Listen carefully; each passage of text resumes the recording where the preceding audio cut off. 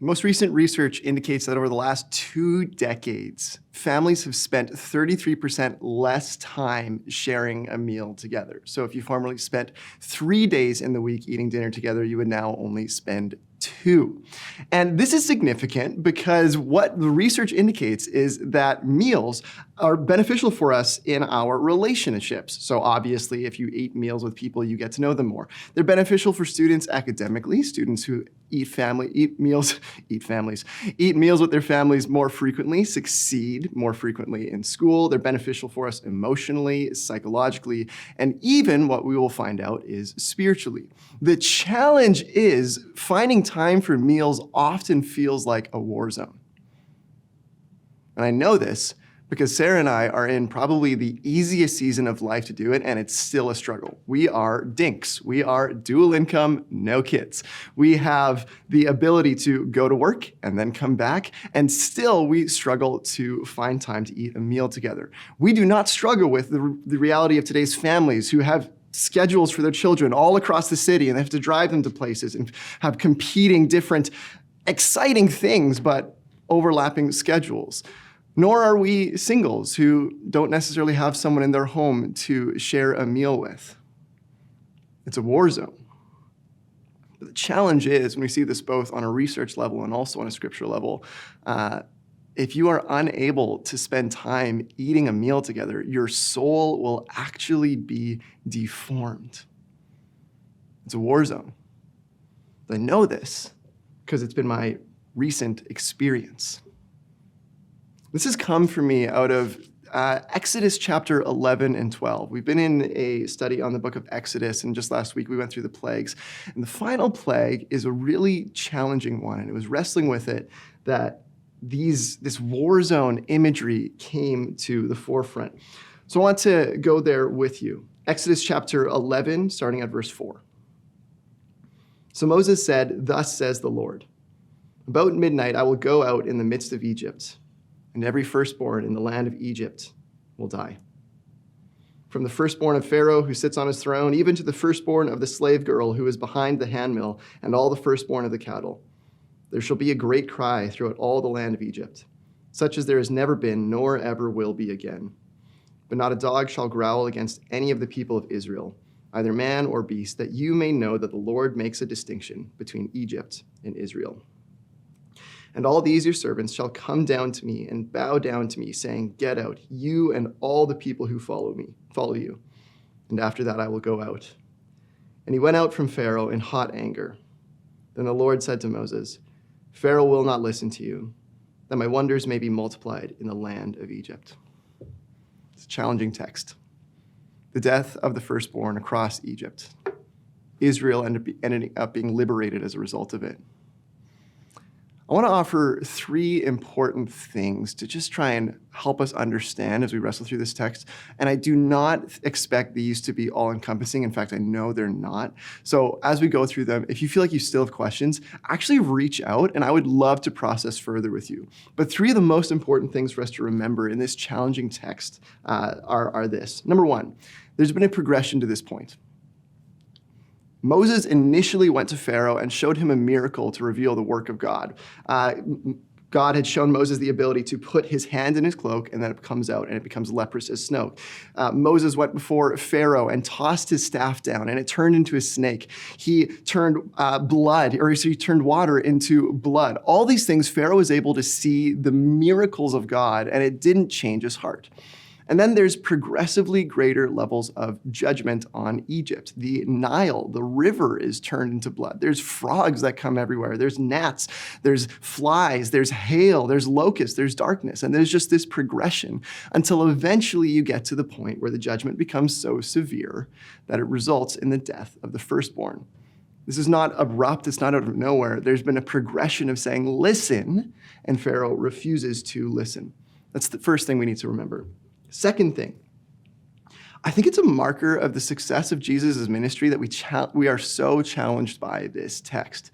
Jesus himself emphasized some things that seem contrary to this. He emphasized enemy love, the way that you should love those who are against you, the way that you should sacrifice for them. And he also emphasized suffering love, that you would suffer on behalf of others. And to put those together in the cross, where he suffers on behalf of those who are presently his enemies, that is the picture of God fully revealed in Jesus. We also aren't yet at the story of Jesus. We're in Exodus chapter 11. See, the challenge, I think, is that we want the ethics of Jesus before the time of Jesus. God didn't snap his fingers. He didn't all of a sudden send Jesus. This is a time where God had just sent Abraham, a single individual whose family's going to grow and then be sent into Egypt. And then these people in Egypt are going to become slaves, and then they're going to become a nation as they escape Egypt. All these things, there's this progression. But we want the ethics of Jesus before the time of Jesus has actually arrived. It's the second thing we need to remember. And then the third thing is really what is going to be foundational for us as we dig in today. I think this is a war text. Maybe that seems strange, but let me show you what I mean. Pharaoh himself, the king of Egypt, confronted. The armies of Pharaoh going out after this story in a couple chapters to chase down the people of Israel who are described as the hosts of God.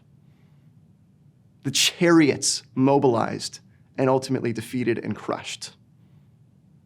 The people of Egypt plundered, that they will actually give over their gold and their silver, specifically their gold, I believe, to Israel. In Exodus 13:18, it says that the people of Israel were armed for battle. And in declaring a song about this Exodus moment, in Exodus 15:3, it opens with the words, Yahweh is a mighty warrior. It's a war text. Why does this matter? Well, if it's a war text, it's pretty interesting. Yeah, God defeats the armies of Egypt, but what is Israel, the armies of God, supposedly? What are they doing? First, they're running away. The chariots and the armies of Pharaoh are defeated while Israel escapes over a Red Sea. They don't go to war in the typical type of way. But what we see is in Exodus chapter 12, a specific example that Israel is invited into in the midst of this war text. It's essentially their contribution. They go to war in this way. And here's what we learn. How do the people of God go to war? They share a meal. Read with me in Exodus chapter 12, verse 1. The Lord said to Moses and Aaron in the land of Egypt, "This month shall be for you the beginning of months. It shall be the first month of the year for you. Tell all the congregation of Israel that on the 10th day of this month, every man shall take a lamb according to their father's houses, a lamb for a household. And if the household is too small for a lamb, then he and his nearest neighbor shall take according to the number of persons. According to what each can eat, you shall make your count for the lamb." As Yahweh delivers the people of Israel, and as he invites them into this warfare against Egypt, really their contribution is to share a meal together. In fact, it's a repeated meal. They're going to continue to have this meal. You see in verse 14, "This shall be a day for you. This shall be for you a memorial day, and you shall keep it as a feast to the Lord. Throughout your generations, as a statute forever, you shall keep it as a feast." They're going to continue to have this meal. In fact, they're going to reorient their entire life around this meal, the beginning that we read in chapter 12, verse 2. This month shall be for you the beginning of months. They're going to mark time itself by the Exodus moment. They are not going to mark it by the agricultural cycle. They're not going to mark it by the fiscal year or by their quarterly earnings or by educational calendar or by birthdays or anniversaries. They are marking time itself, the central beginning point, as the point when God delivered them out of Egypt. And they're going to do this again and again and again. How is that warfare, though? That doesn't necessarily feel like going to war. Well, the idea is hidden in the concept of a liturgy. Here's what I mean by liturgy. I mean a repeated rhythm that forms you. When you wake up in the morning, and the first thing that you do is check your phone. That's a liturgy. It's a repeated rhythm that forms you. It teaches you to not have any stillness in your life, but from the moment that you wake up to the moment that you sleep, you will be checking what's been happening in the world. When we look at whatever our favorite entertainment option is, whether it's YouTube, whether it's Netflix, whether it's TikTok, whether it's TV and shows, whatever your option is, whether it's movies, when that's our consistent pattern, that's what we go to in downtime, what is that? It's actually a liturgy. It's a repeated rhythm that forms you. It teaches us that unless something is entertaining, it's not good. It's a liturgy. There's also such a thing as good liturgies, good rhythms that form us. In my second year of college, I decided that me and my parents decided that we were just going to do a Zoom call. Pre-COVID, we got on Zoom real early. We did a Zoom call just once a week. And it was kind of awkward at first, but as we've continued this rhythm, even to this day, it's just been a repeated rhythm that's formed us. It is so much easier to talk to my parents, so much easier to have these conversations. When we gather as a church community and we do such things as worship and teaching and community, these are repeated rhythms that form us. What's happening here is what we could almost call liturgical warfare. It's a resistance. It's saying we are going to be formed in a particular way. Israel is going to have ingrained into their DNA a very particular way of life. And here's the picture that we're going to have is these circles that are on the screen. At the center of it is this Passover meal that they're going to share, and it's going to be this celebration moment that they will walk through. But it's also interesting that God has chosen the Passover celebration to be oriented around a meal. And so we're going to learn how the Passover is a paradigm of meals. And then further, we're just going to learn the general principles that are happening throughout this story. So those are the three circles. We're thinking through Passover, we're thinking through the paradigm that is for all of our meals and all of our tables, and we're just thinking about the general principles that we learn through the Passover story. This is warfare. If you want a practical example of how it becomes warfare, turn to the person of Jesus. Meals and tables were for Jesus warfare. They were resistance. At least his enemies sure seemed to think so. The Pharisees and the scribes were frustrated with Jesus and cried out against him, oftentimes because of who he ate with, of the tables that he gathered around, of the community that he kept.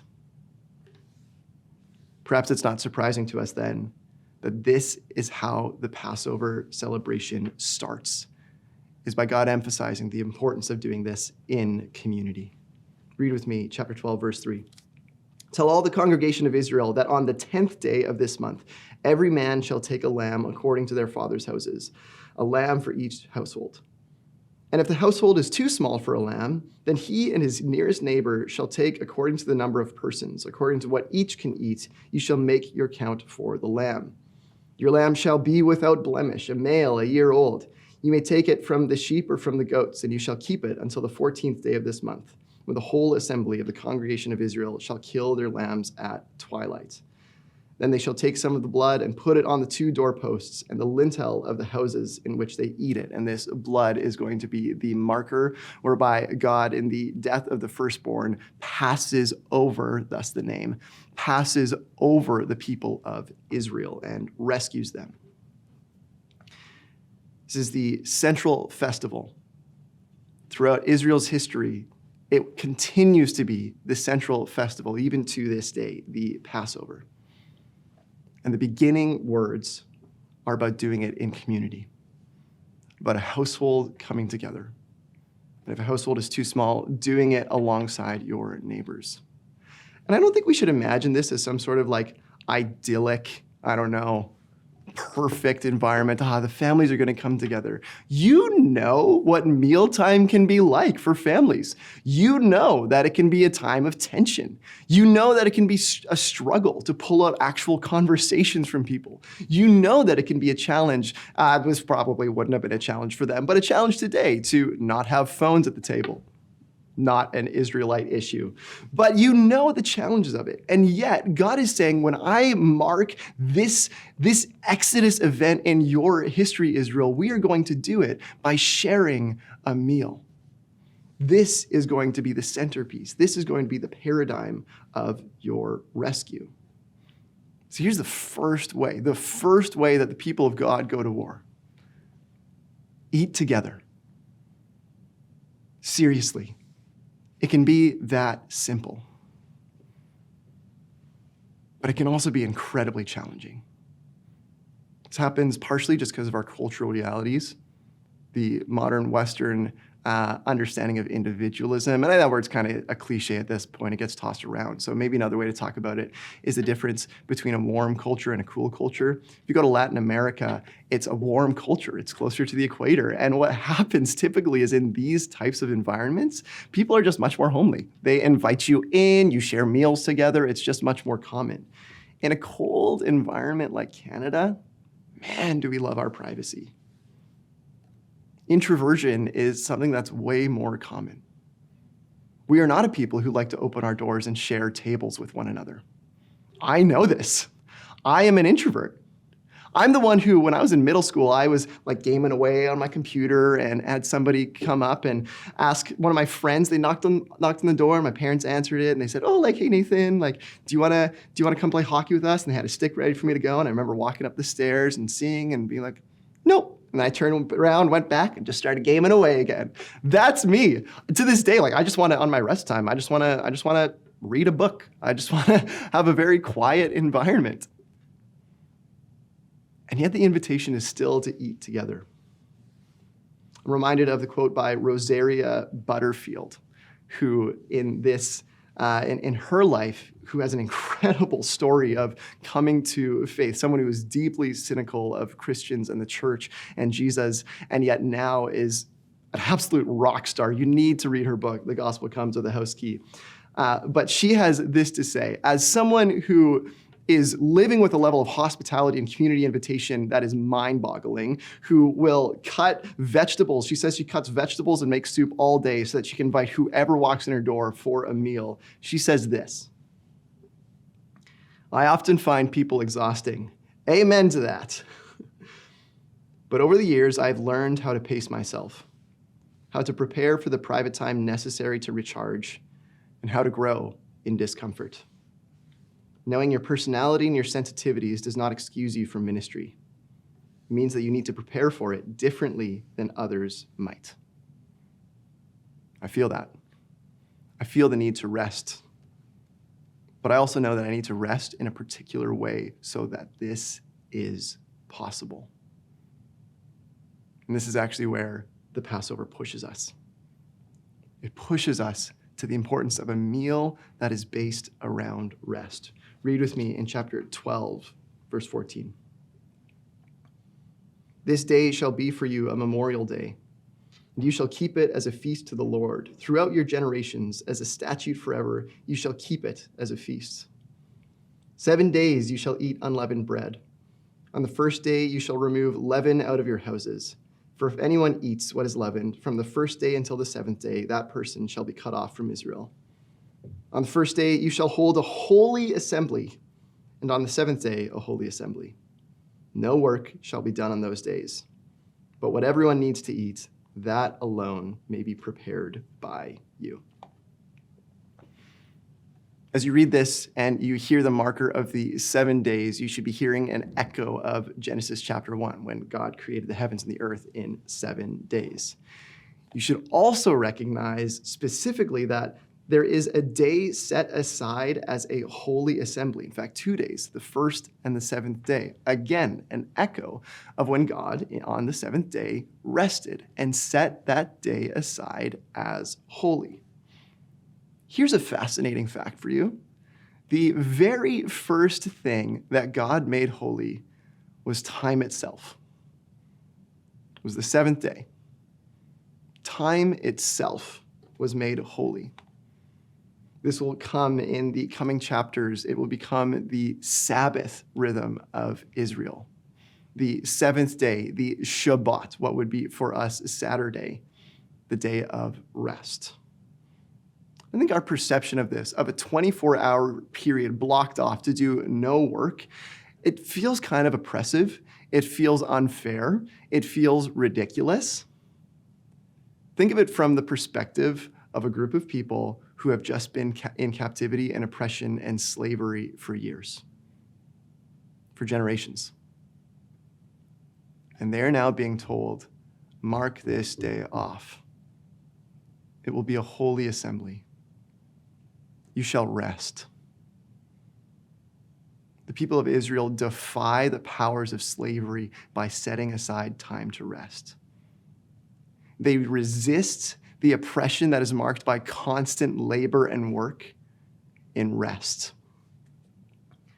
And I don't know if you noticed this, but in verse 17, it says this: no work shall be done on those days. No work at all, just rest. But there's one thing you can do. What everyone needs to eat, that alone may be prepared by you. Here's the second thing I think we need to remember. Here's the second way that you actually go to war against the powers of darkness. Slow down enough to enjoy a meal. First one, eat together. Second one, slow down enough to actually enjoy it. I think sometimes the way that I eat meals is actually a marker of the way in which I have been resting. Have I been skipping breakfast because I need to run out the door? Yeah. Do I just have a granola bar and a couple snacks, maybe an apple for lunch? Sometimes. Do I skip dinner so that I can connect with people or do things that need to get done? Yeah, it's happened. In fact, it's been a season lately. See, the first thing is about community. The second thing is about rest.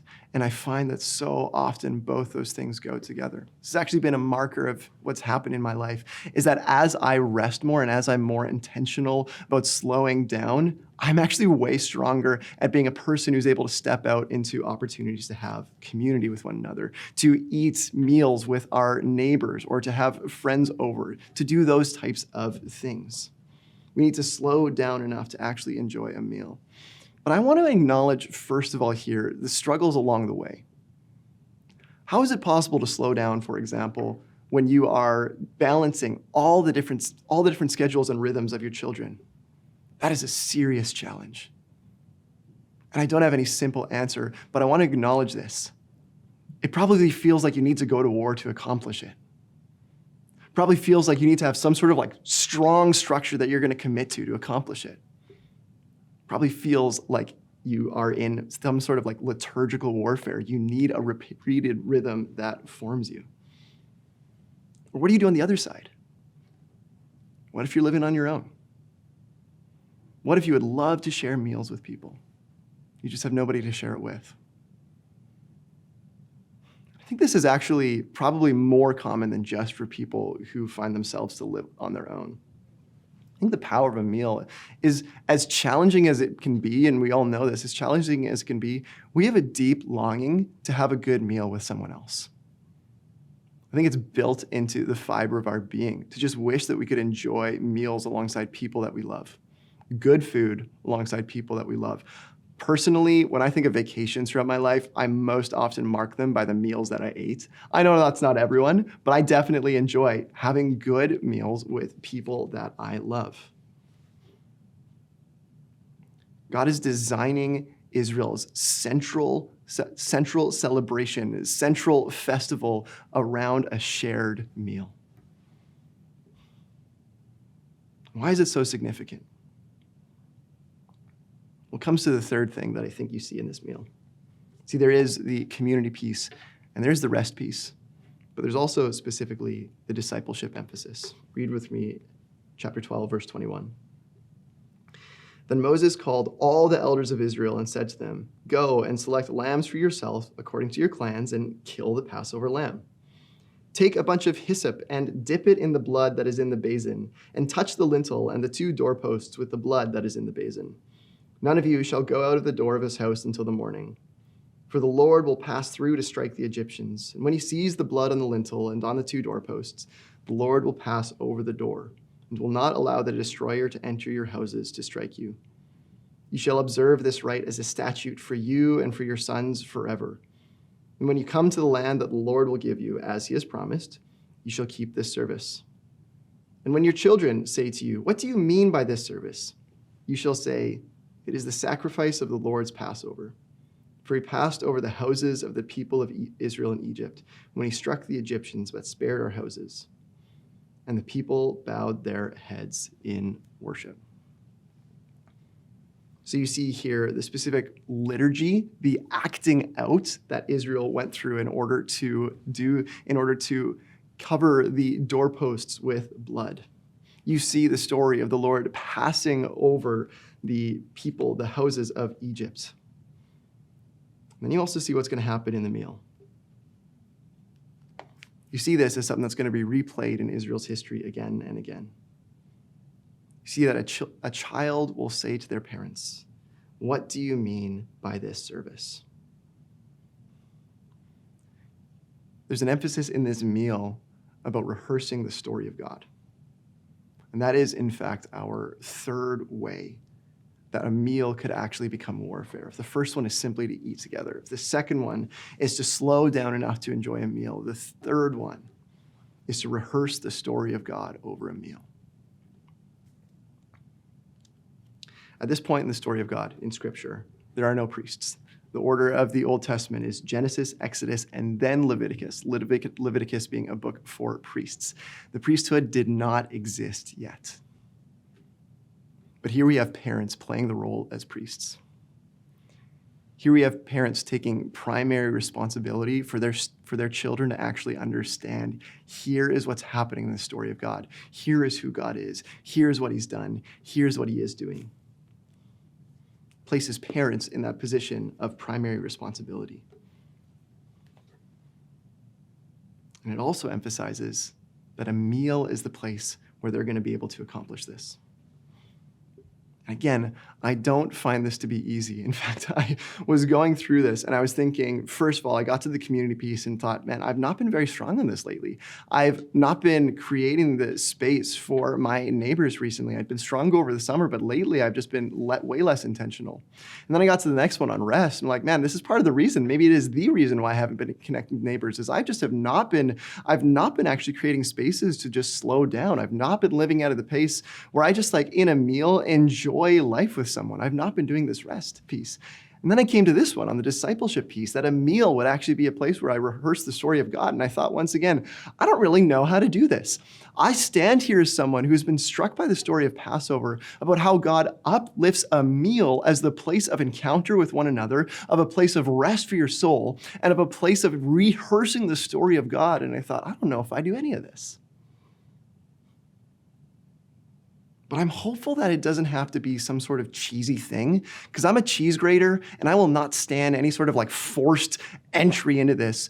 But I do have a picture in my head of some way that it looks fairly natural. I remember being like 11 or 12 years old and coming to my dad at a mealtime, actually. My mom said, "Why don't you ask your dad this question at a meal?" And I asked him this. I'd been reading something in the book of Exodus, actually, and I didn't understand it. And I said, "Hey, Dad, there's a story where it says that Moses was talking to God face to face, but I also have heard elsewhere in the Bible that nobody can see God face to face. And I just don't understand how those things work together." I don't remember what my dad said. I don't think he had a full answer. But obviously the ability to have that conversation over a meal was significant enough to me because I remember it 15 or 16 years later. I also remember my older brother's friend who was there, Aaron, and he had not grown up in a family of faith. And he was just sitting there. He was a relatively new Christian, and he was just sitting there, and he actually commented on the fact that it was incredibly cool to be part of a family environment where that conversation just flowed naturally, because he had never grown up in that. To have these types of conversations just flow naturally. I think that's the goal. Can we actually be a people who these conversations just flow naturally? Maybe it just means in a very casual type of environment over a meal, asking a question like, hey, where's a place you've seen God at work in your life in the last week, last month? It means marking our level of maturity is often indicated by our ability to have spiritual conversations.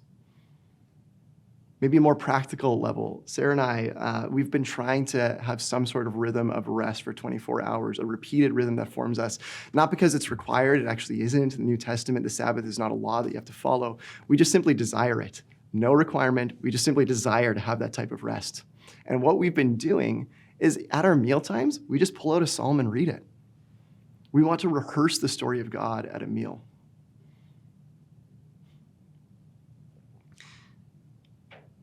One of the things that I'm so struck by is the way in which Jesus himself rehearsed this story. And this is where we'll land the plane.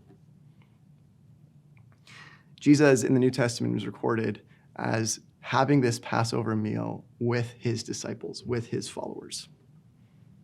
And they have out the different elements, what would be the particular type of unleavened bread and the wine that is part of it. And they would have this bitter herb that they're supposed to say, the reason you have this bitter herb is to remember your suffering in Egypt.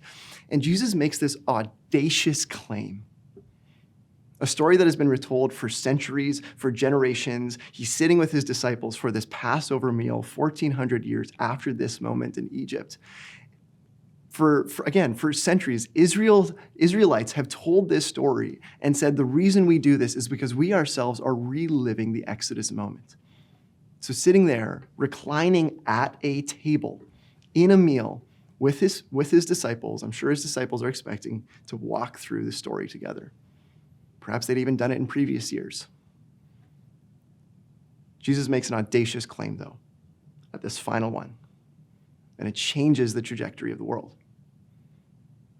He holds up the bread, and rather than talking about the unleavened bread that they had to make in haste and escape from Egypt, he says this: "This bread is my body, broken for you." And then he takes the cup, and he says, "This cup is my blood, shed for you. It is a new covenant for the forgiveness of sins." What had for centuries been about this moment in Exodus, this moment in Egypt, Jesus is now saying that central story that you retold every single year is now about me. And now we retell that story, in fact, every week, or as a Mennonite Brethren church, every month in person in the Lord's Supper. So let me read Exodus chapter 12, verse 7 to 13, and see if you can find the parallels. "Then they shall take some of the blood and put it on the 2 doorposts and the lintel of the houses in which they eat it. They shall eat the flesh that night, roasted on the fire. With unleavened bread and bitter herbs they shall eat it. Do not eat any of it raw or boiled in water, but roasted, its head with its legs and its inner parts. And you shall let none of it remain until the morning. Anything that remains until the morning you shall burn. In this manner you shall eat it, with your belt fastened, your sandals on your feet, and your staff in your hand, and you shall eat it in haste. It is the Lord's Passover. For I will pass through the land of Egypt that night, and I will strike all the firstborn in the land of Egypt, both man and beast, and on all the gods of Egypt I will execute judgments. I am the Lord. The blood shall be a sign for you on the houses where you are. And when I see the blood, I will pass over you, and no plague will befall you to destroy you when I strike the land of Egypt."